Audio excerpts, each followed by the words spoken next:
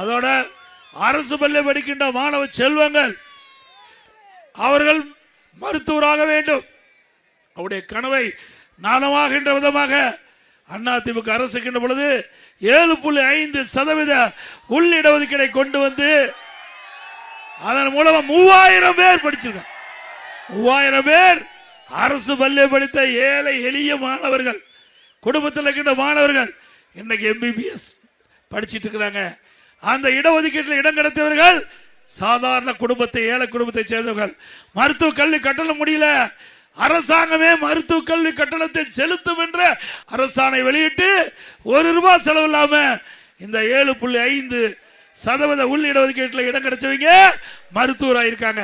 இது அதிமுக சாதனை. நானும் அரசாங்க பள்ளியிலே படித்தவன். என்னுடைய சிலுவமலை ஊர்ல அரசு பள்ளியிலே படித்த துவக்க பள்ளியிலே. ஆக ஏழைகள் அவருடைய எண்ணங்கள் நிறைவேற்றப்பட வேண்டும். அதே போல எடப்பாடியில கலை மற்றும் அறிவியல் கல்லூரி கட்டி கொடுத்த 2000 பேர் படிக்கிறாங்க. கலை மற்றும் அறிவியல் கல்லூரி.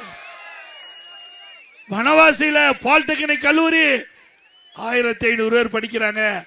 இன்றைக்கு நம்முடைய எடப்பாடி சட்டமன்ற தொகுதியில் இருக்கின்ற நம்முடைய ஏழை எளிய குடும்பத்தில் பிறந்த மாணவ மாணவி கூட குறைந்த கட்டணத்தில் பட்ட படிப்பை படிக்கக்கூடிய சூழ்நிலையை உருவாக்கி தந்த அரசாங்கம் அதிமுக அரசாங்கம்.